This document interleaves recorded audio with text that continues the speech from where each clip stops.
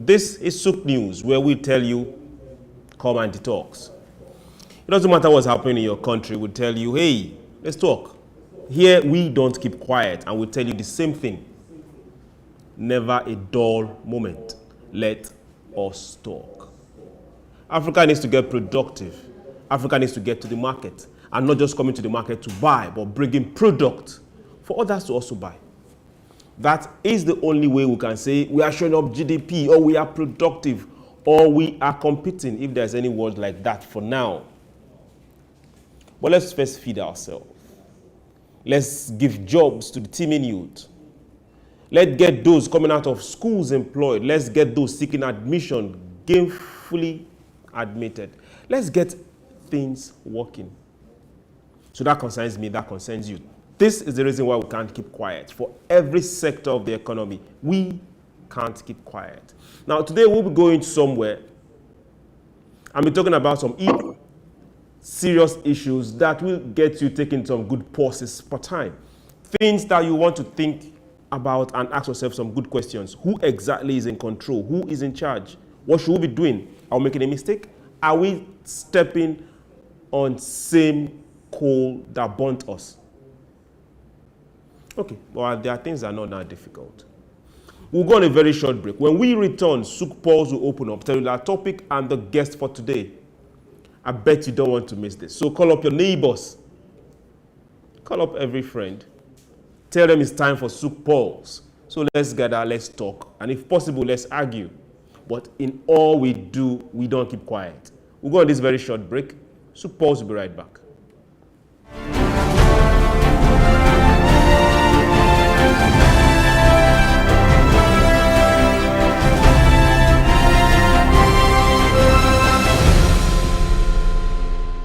Welcome back. This is SOUQ Pulse. My name is Chuks, John Rogers Chuks. So wherever you are, I will tell you, hey, this is SOUQ News. So go to our social media handles. Every one of them is same thing, at SOUQ TV. Go there, follow us, join us, let's talk. Join the conversations for programs that are past, for the ones that have been on all through the day. Hey, join us, let's talk. And listen, this is not just our program, this is also your program. So hey, let's have fun talking. Let's provide solutions for issues that are here and those that will likely crop up. Remember, when you provide solutions, that is where the business is. That is where the money is. So for today, we are looking at something that the IMF has been kicking up, seriously kicking up. And we're looking at the cash transfer that it's, as we speak, happening in Nigeria. Now, there's this particular scheme where the Nigerian government is giving out money to the poor, in quote, to the poor. So tagged cash transfer. But now, the sad part of this is that this fund is coming from a loan that was taken from the World Bank. Yes, you heard me very well. That loan was taken from the World Bank. To be specific, 800 million World Bank loan. And that is what is being used as cash transfer. And we are having the IMF come up and say, widen the gap, scale it up, dash, in Nigerian words, dash money to the poor. Now, how is Nigeria going to repay this loan? What infrastructure is being built to repay this loan? Now, we are looking at the cash transfer itself, and we are asking ourselves directly this.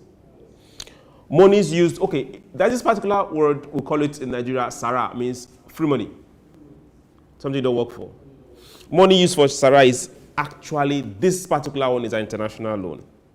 So what's the rationale behind it? We'll get there, but that is not where we're going to. We're just trying to do the source of this cash transfer. But for our topic for today, there are poor people amongst us. That we don't argue about that. There will always be poor people. We don't argue about that. As Africans, it's our responsibility to take care of our family. So if everyone takes care of our family, we will reduce the percentage of the poor. But what about feeding ourselves? If we take responsibility to feed ourselves, are we not going to reduce far more percentage of the poor? Or get the poor employed?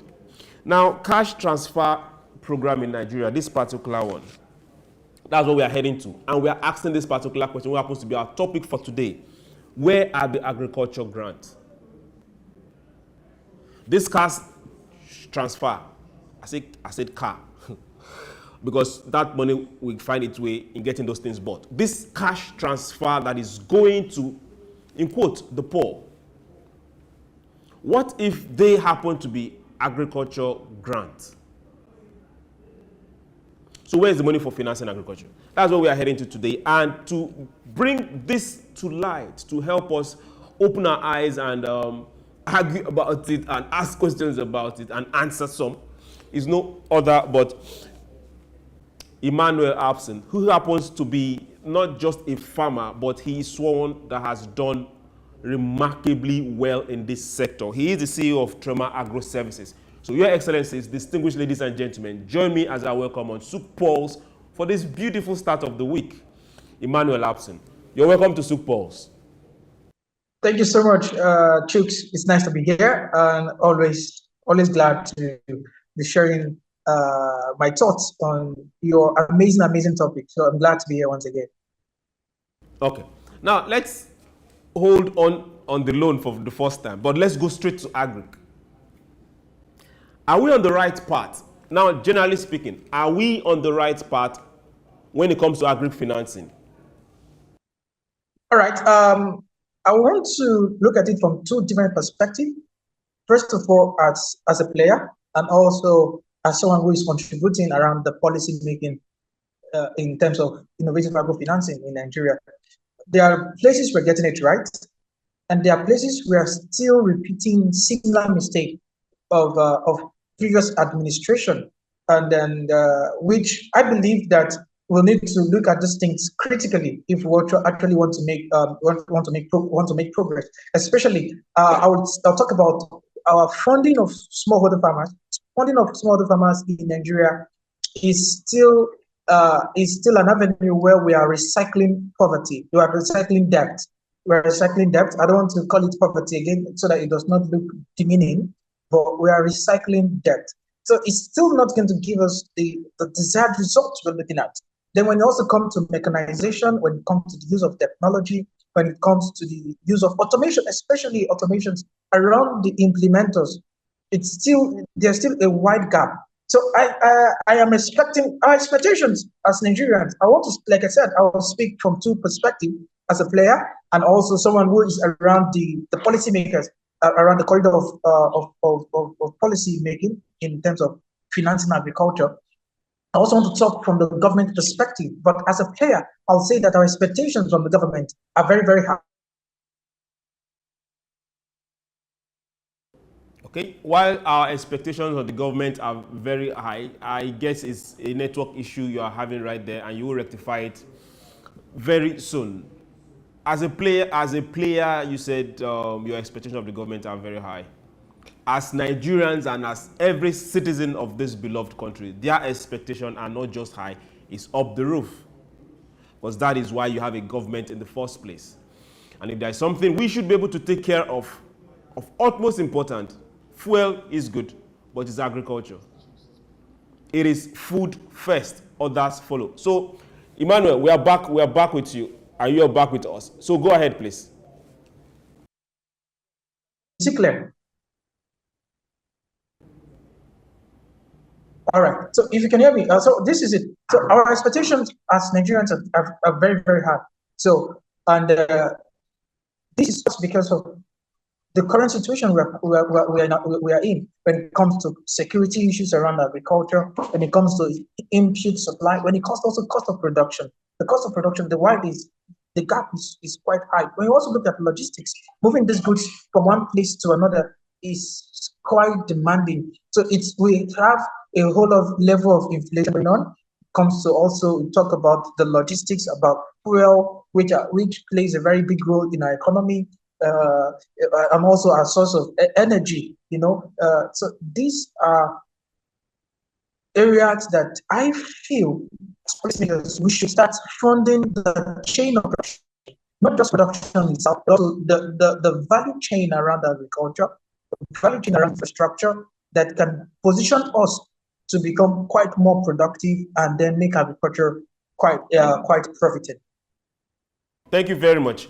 You've been able to pull out specific agricultural sectors. Farming sectors, when we say agriculture, everybody's mind just goes boom. Direct farming sectors, from products to the harvest, to the movement of, and these are places you want, okay, we can put money here, we can put money there. Now, let's hold on to our agriculture, let's hold on to our farming. Let's come back to this cash transfer. Because whether we like it or not, call it whatever name, it's called funding. Somebody's taking money from somewhere and giving it to somebody. Now, cash transfer for cash transfer's sake, are we creating dependence? Yes, it's actually, I was not expecting this administration to toe this part. Since 1990 down to this moment, Africa has received over $1 trillion aid. And when you look at where we are right now, it reflects the kind of society we are building. It reflects the kind of humans we are developing. And that is why you see that it even affects our productivity. So it creates a level of dependency, a great level of dependency, a great level of entitlement. So we don't have, now when we are trying to compare our countries to countries like maybe like US that have social security for their citizens and all of that, we have not built a level of structure and system that can sustain this kind of initiative. When you talk about data, even down to data. Now, when you talk about poverty, a lot of people assume that people who are living in poverty are people who are living in rural areas. But at the cost of my business interacting with farmers in rural areas, we have seen farmers pull out funds from under their bed, 20 million naira, 15 million naira. They have this cash under their bed. Now, this, because they don't have financial data or records that can tell us how much they are earning and they are spending on their business, does not mean that they are all poor in rural areas. Now, that is one. Now, when you do cash transfer, what is the data like? What is the automation like? We're still doing cash to cash, like want to give cash to people. Now, these people don't have they don't have bank accounts. They are living in rural areas. There's no network and all of that. What we are just doing is that we are still recycling poverty. We are recycling poverty. And don't forget, just like you mentioned, over $800 million was collected from World Bank as loan, which was given as productive loan. So productive credit, yes, productive loan. They are meant to be productive credit, which has been successfully converted to become consumption loans. Now, consumption loans are loans that people hardly pay back because it was consumed. It was not productive. It had not generating power. It was not generating revenue. It was not generating business. It was not used for business. It was not used productively. So it was used it was consumed. And now a typical example of this, let me break it down, is our loan apps, loan apps that we're familiar with in Nigeria.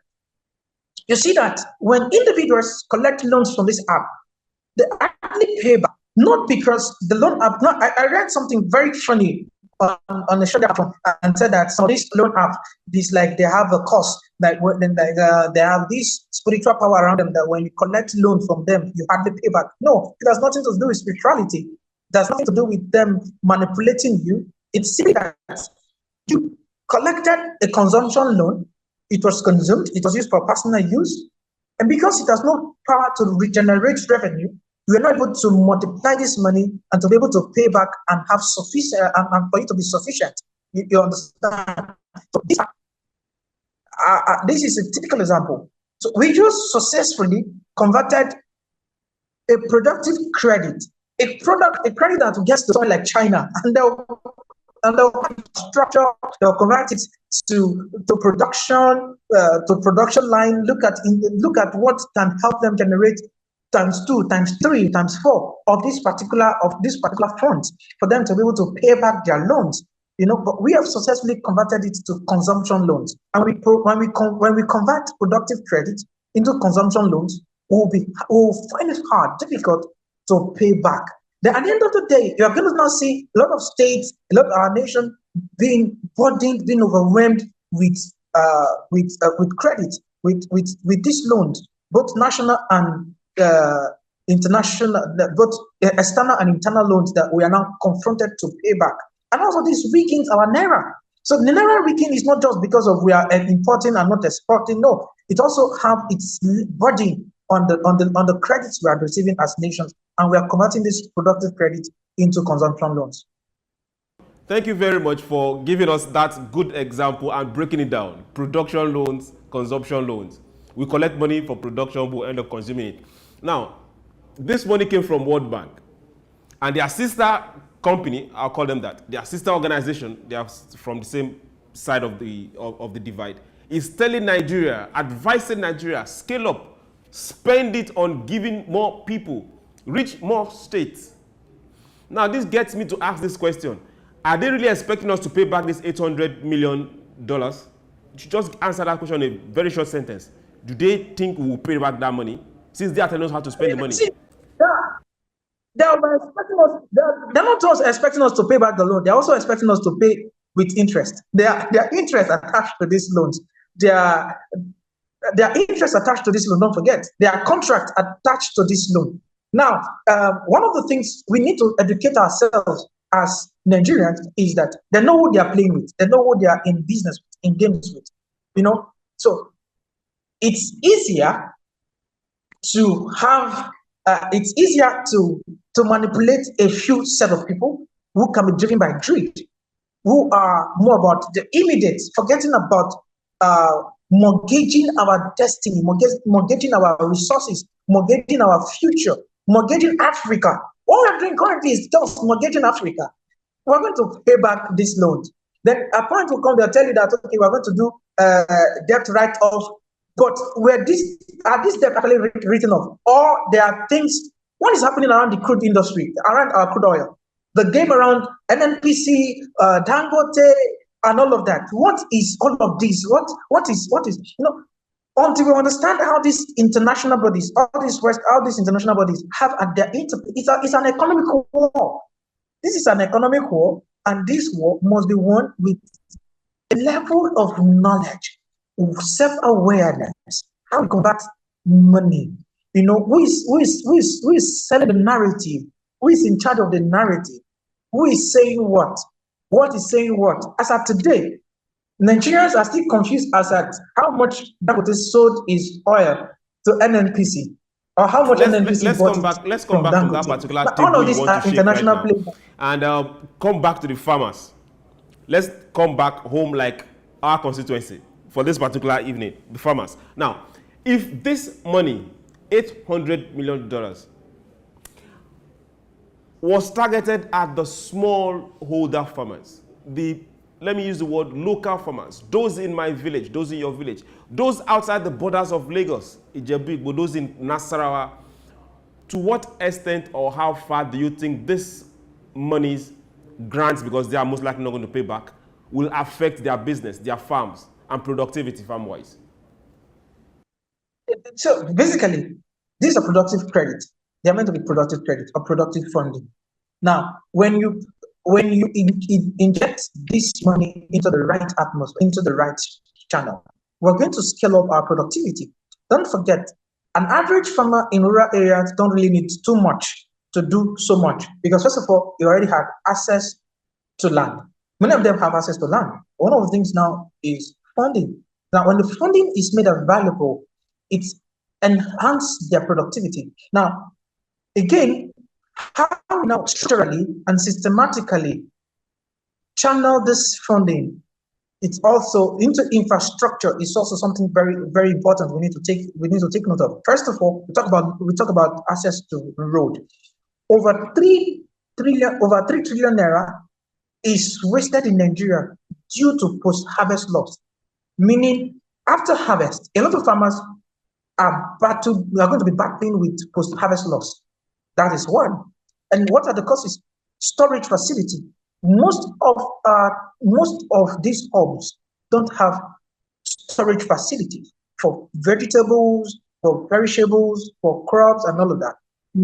Which at the time of harvest, we have these things in bulk. Just like some 2, 3, 4 weeks ago in Plateau, a whole level of tomatoes were coming out of Plateau State. The price there the price was being crashed down in Plateau, but because now these are perishable products, we will not be able to, unless the benefit of this product going around the country, reducing the cost of reducing the cost at the market, but the cost at the farm gate is drastically reduced because they don't have access to storage. That is one. So, I would advocate that the government should channel this funding into infrastructure that enhance productivity in terms of the value chains, storage facility, road. Now, when you take a critical look at the budget that targeted at the Ministry of Agriculture, the funding meant to build the Ministry of Agricultural complex was higher than the funding meant to construct roads in the 6th geopolitical zone of Nigeria. This is very heartbreaking when we have over 60% of our interstate roads not in good shape. And then the road within the states are also very, very bad. When you take a good look at Benue State, for example, which is the food basket of the nation, then also around security. I think when we fund the system that will make our productivity efficient and effective, we're going to see how much these small farmers can be able to pull together. Then again, a good number of investing in data. We are still battling with data of our farmers. We still don't have a good data of what our output is, putting Nigeria sometimes in a disadvantaged position compared to other nations. Nations like, let's say, for example, when it comes to livestock, let me give a very quick example of livestock, cattle. So it's the data we have from Rwanda about milk production. Milk production is at 900,000 tons annually, and Nigeria is at 200,000 tons annually, which might not be true if our data system is accurate. We might be doing more than that. So we need to start looking at funding the value chain. Then again, when it now comes to funding these smallholder farmers, I will now say that we don't fund the same system. We do not use the same system we have been using that has not been generating so much results, which is funding manpower. We need to start funding mechanized funding, especially strengthening cooperative systems in Nigeria. The cooperative systems in Nigeria are too weak that we need to start paying attention to them. And I want to appreciate what the Nigerian women in agribusiness, NIWA, is currently doing with their cooperatives, empowering these women, creating channels in terms of gathering their data, funding effective funding for their members to boost their productivity. So the government needs to start looking at strengthening our cooperatives through the respective ministries that are meant to oversee the activities. Like, for example, in Kogi State, there is a Ministry of Commerce and Industry that oversees the activities of cooperatives. In Niger State, Ministry of Agriculture that oversees cooperatives that are aligned within the Ministry of that are agro-centric. In Bauchi State, we have a ministry that it's a ministry was set aside for cooperatives. Now, these things need to be structured and need to be empowered without interference of government, so that we can have effective data now, and also a bit of educating these cooperatives. We need to start doing, apart from doing stakeholders or policymakers trainings, farmers trainings individually. Maybe we just gather farmers together and we talk to them. We need to start empowering cooperatives and make sure that they can become effective, so that it becomes a vehicle where we can channel funding, channel empowerment, and it gets the right people. And again, when we talk about empowerment is not just about national empowerment. Before you head all the way to empowerment, you've hit hard on cooperatives. We didn't get that far, but you've hit very hard on cooperatives. Now you're heading to empowerment. Now let's also hit this bird that has been flying, and we just looking and don't understand how far it's going to fly and who is going to pay. Now you talked about farmers. When they plant, there's going to be a harvest. When there's a harvest, loss or no loss, we see a product. Now let's look at this cash transfer. There is no planting. It's all handout. In what way is government going to pay back? Because we are going to the farming, we are coming back to this same cash transfer. Is this another debt trap whereby those that gave know exactly where they are heading to and making you disperse of it then later come back to haunt you. Definitely. Definitely. Kogi State is having over 113 billion naira debt as a state, one state. Now, when you look at our debt record at Nigerians, it's running into trillions of naira. Now, we're collecting more loans, giving cash. Again, like I said, when productive credit is being converted into consumption loan, we're in trouble. We're running on a fast lane that is setting us up for destruction. Now, this is the same complaint we have about past administrations that has brought Nigeria to this level. And we are making similar mistakes in terms of converting productive credit into consumption that particular mistake. Now we see this bird flying. Now we see the narrative, both from the givers and the sisters to the givers. How can we start turning this particular giveaway? Because it's more like, hey, line up, take 5,000 naira. They write 50,000 naira. How can we start turning this narrative? Because they are not accounting or telling us who is getting these monies in the first place. How much they are getting in the first place. How much they are going to pay back, if ever they are going to pay back. How can we start turning this so that those that need to hear it will hear it? I will say that the people who are profiting from our ignorance are unfortunately our teachers. They are the ones benefiting from our ignorance. And it's easier for them to sell a narrative. And I want to say a very big thank you to SOUQ Pulse, SOUQ News, and SOUQ Pulse programs like this that are meant to educate the people. And also, I also call upon the media space for us to keep pushing this narrative.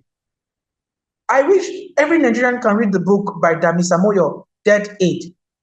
Dead aid was a turnaround for me about aid from the Western world and how it affects our psyche, our productivity as Africans.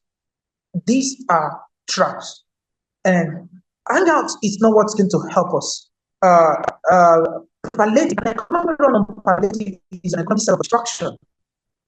But productivity, how can we convert our strength, our ability into productivity? That's a lot of Nigerians. How you know that a lot of Nigerians are actually in problem is how much you see issues trend and how much energy they have on that space. And as intelligent as we are as Africans, as intelligent as we are as Nigerians, people talk about our intelligence because the structure.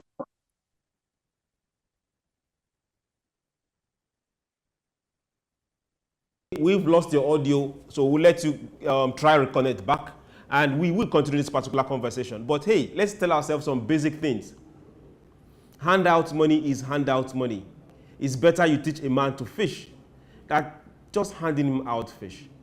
Today we are looking at farming, we are looking at agriculture, we are asking ourselves $800 million that happen to be a loan from World Bank. And we are using it as Sarah. How did we get here?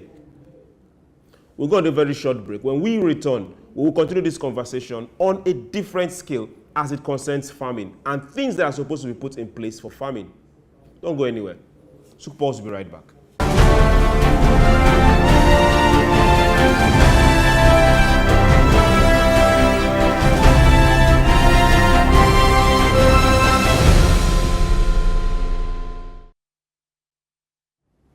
Welcome back. This is SOUQ Pulse and we are live on SOUQ News. We are looking at the cash transfer for those in Nigeria and we are asking ourselves this direct question. Where is the grants for agriculture? Where is the grants for agriculture? If we can transfer cash, not expecting it back, from people in quote called the poor, which means they'll come back and ask for more. Why are we holding out or making sure farmers have the entire funds they need to produce the food, the crops that we'll eat for now and those that we export, be it for processing, in whatever level it is? That's what we're talking about. And we have a player in that field. He's not just a farmer, but someone that has made a mark in the agricultural sector. We have Emmanuel Abson, and he's been here giving us his thoughts, insight, and knowledgeable answers to things that needs answered. Now we are heading this, and we are taking this a notch further. Sometime in the past week, there was a flood in the north, to be precise, Maiduguri, and a dam broke its banks. A lot of people have written about this. Some true, some not true. Some with political agenda, some would not. But now this is where we are heading to. This particular dam had a focus, and agriculture was part of it, which means that dam was built with irrigation in mind.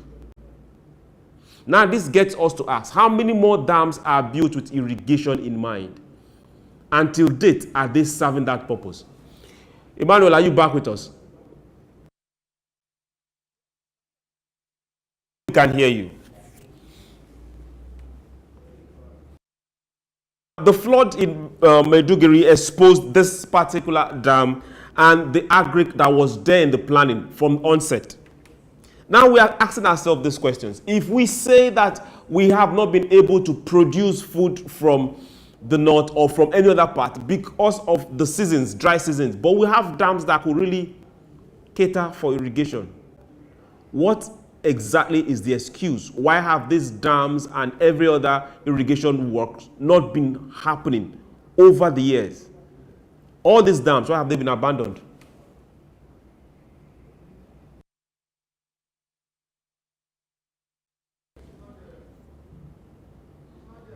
Okay, now this is the issue we need to really look ourselves in the face and ask. These are questions that we have no excuse. We need to ask them. If possible, we hold somebody responsible. So for those that are watching part of the conversations in the far north, now we ask you, send us your feedback. We want to know, where are those dams? It doesn't matter how big, it doesn't matter how small, that have been built over time for irrigation. Are they really working? Do we still have those particular farms and the irrigation channels as we speak, servicing farmers? Or farmers have to go out on their own to start digging trenches just to get water to their farms? Now, this is rainy season. Let's look at during the dry season. We have a whole lot of scheme that has to do with Fadama for those in the north and those in the middle belt. Are they still working? Because if we go back to our budget, we'll still see monies that have been appropriated for this particular sector. All of those Fadama schemes, all of these irrigation dams, every one of those water basins that has agric in quotes attached to either their building, their master plan, their budgeting, the disbursement, how far? We can't stop talking about this. We can't stop asking questions about this. We need to get productive. This is where we start. We talk. We need to feed ourselves. This is where we start. We talk. So we want to hear from you. Ima, are you back with us, please?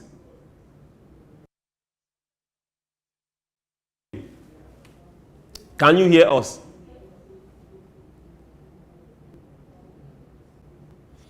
Okay, I think he's still having network issues and he will sort that out. So for everybody on that side of the divide, we want to hear from you. Go to our channels, our social media channels, and send us those particular messages. If possible, do the videos. Let's get to see them. For the farmers that are on your own, you're the one sorting it out. You're the one that dug the trenches last dry season to get water from any of the rivers to the farm. For those farming rice, and you are still on your own, not knowing that budget has been put down to get these things done, let's hear you. And for everyone around these areas, let us talk. Because we need to start getting people to do the job they've been elected to do. We need to start getting people accountable for the monies they've collected or budgeted or put on paper. We need to start getting people to talk to us. Now, for those that are wondering, we have a law that is working right now, and that is for local governments. And local governments are getting their monies directly from the federal allocation. It can be business as usual.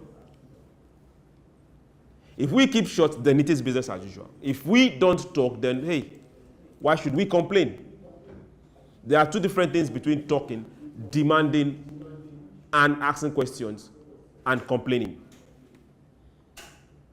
Now, Ima is back with us, and I think his network is better now. Ima, can you hear us? Okay. Now, this is where we are heading to. For every single one out there, you're working, you're grinding, you're putting food on the table.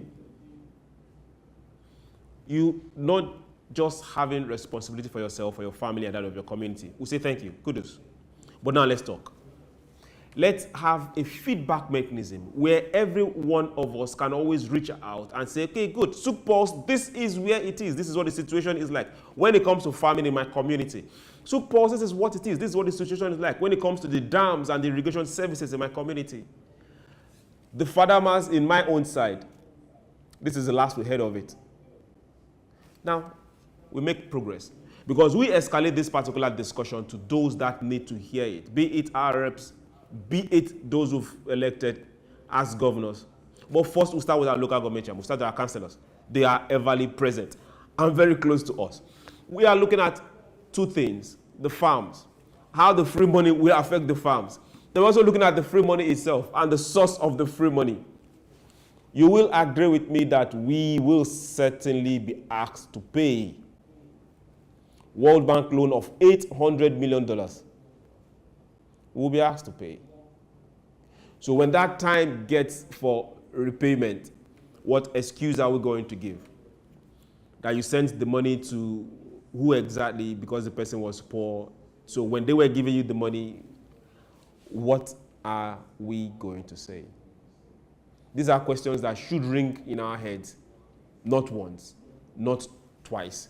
If we want to get productive, are we going to continue in this chain? Then those that are disbursing in the first place, can somebody account for them? Can they account for who they gave the money to? Can they really come out in presence of their community and say this, that, and that other person took this money, and those ones will say, yes, it was given to us? Then after the entire giving, those who've given it to, what are they going to use it for? It's free money. It's not attached to any form of business or productivity. Can we continue in this light? We'll go on a very short break. And when we return, we'll get to the last part of this production for today. And we will reflect and we'll seek solutions to our own productivity, because we can't continue like this. Don't go anywhere. SOUQ Pulse will be right back.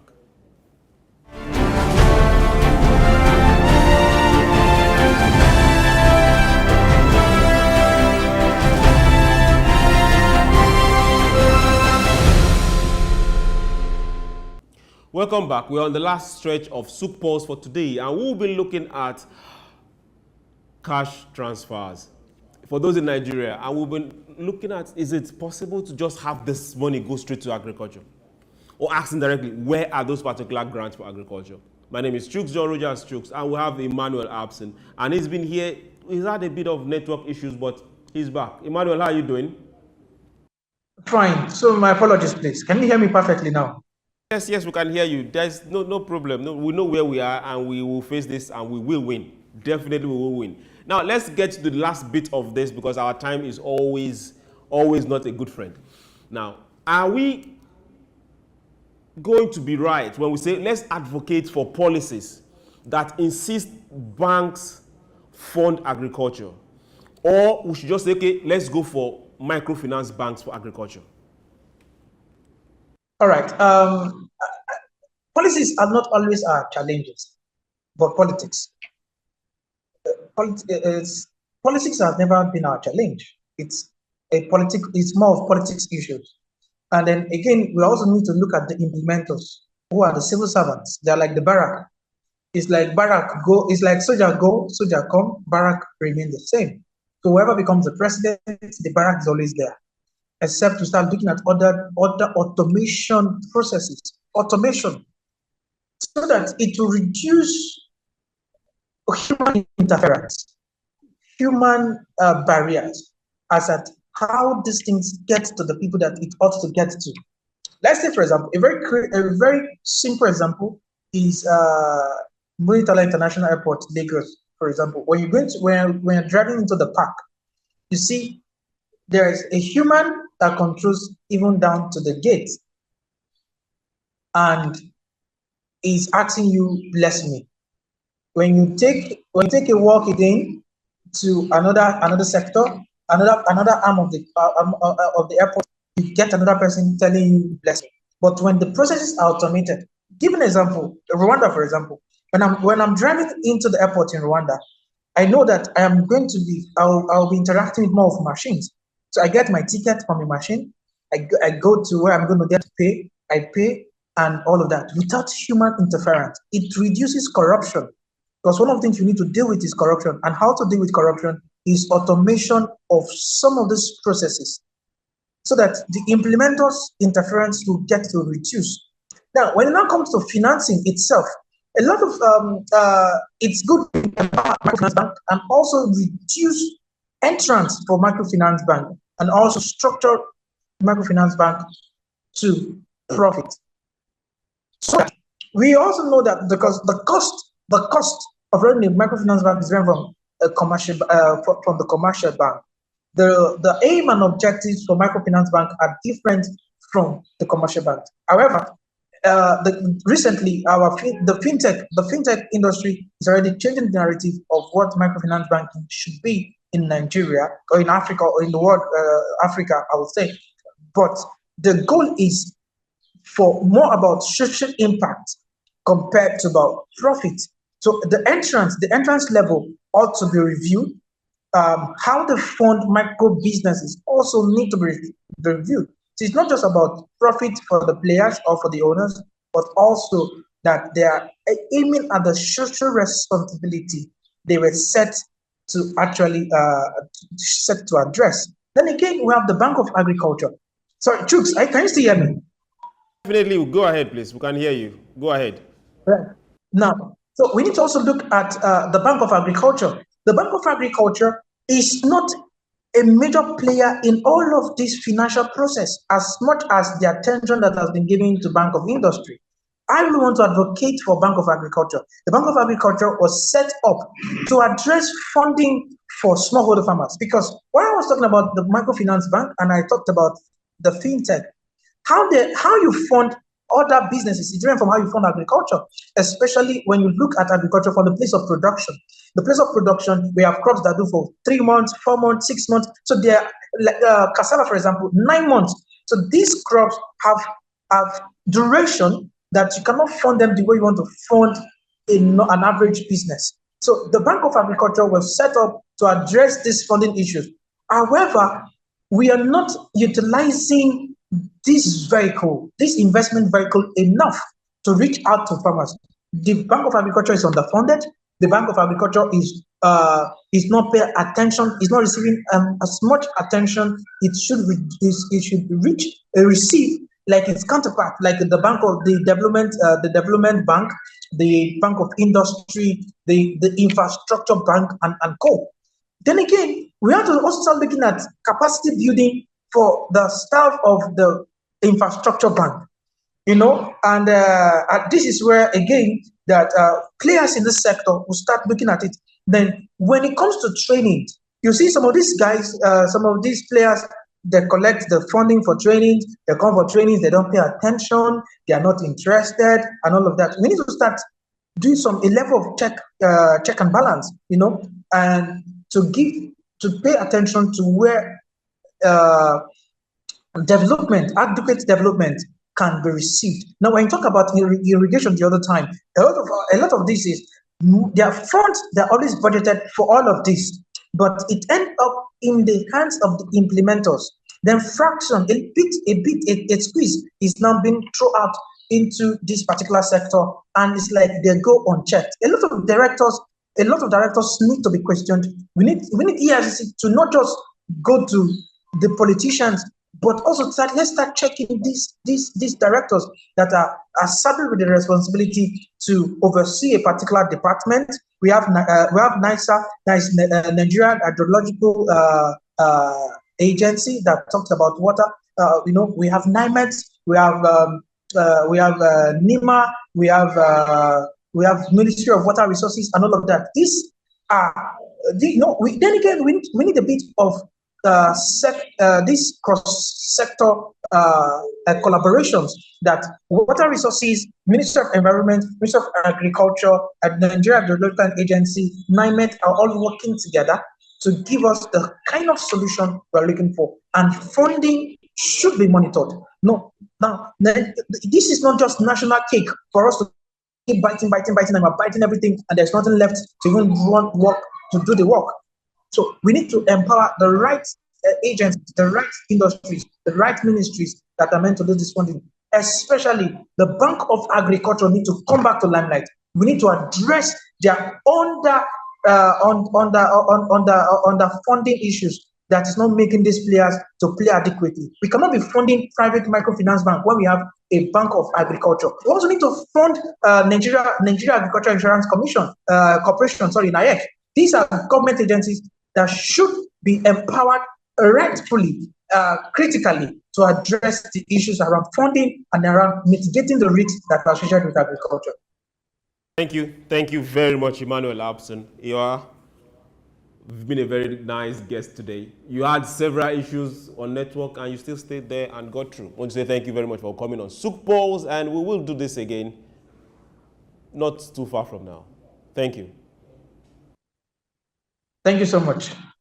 Thank you. It's a pleasure to be here. Now, for everyone out there, it's always good to call ourselves out from time to time. Now, for those that have gotten the monies, it's good. Congratulations. I hope it sorts out good issues and things that are bothering. But for every other person, let's get things right. Food security is something we can't take for granted. In the last 6 months, it has beaten everyone. And we know it's bite. We don't want it to get worse. This is the ready season. This is the planting season. We've gotten to harvest for some crops, so they are coming out. So maybe the price of food is coming down. What happens next dry season? What happens next year? So we should all get active. We should all get talking now. If we need to get more irrigation to keep planting, then we should get talking now. If we need the agric bank to get funded, just like Emmanuel said, we should get talking now. If we need the insurance of the agric sector to get funded, we should start talking now. If we need to hold people responsible for the $800 million, we should get talking now.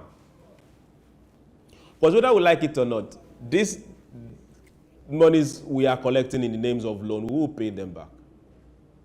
Somehow, someday, we will pay them back. But by the time we are paying them back, I hope we should have dealt with hunger. We should have gotten our hands dirty in the farms and produced more, not just for us, but for our neighbors, and be able to process and also export. That is where SOUQ Pulse come in. We say, don't keep quiet. Get productive. Come to the market and come with product. We have no excuse. To everyone that has been part of this program today, we say, don't keep quiet. Keep talking. We'll make progress. My name is Chuks, John Rogers Chuks. We'll do this again tomorrow. Remember, follow us on our social media handles, SOUQ News TV. Have yourself a beautiful evening. Bye.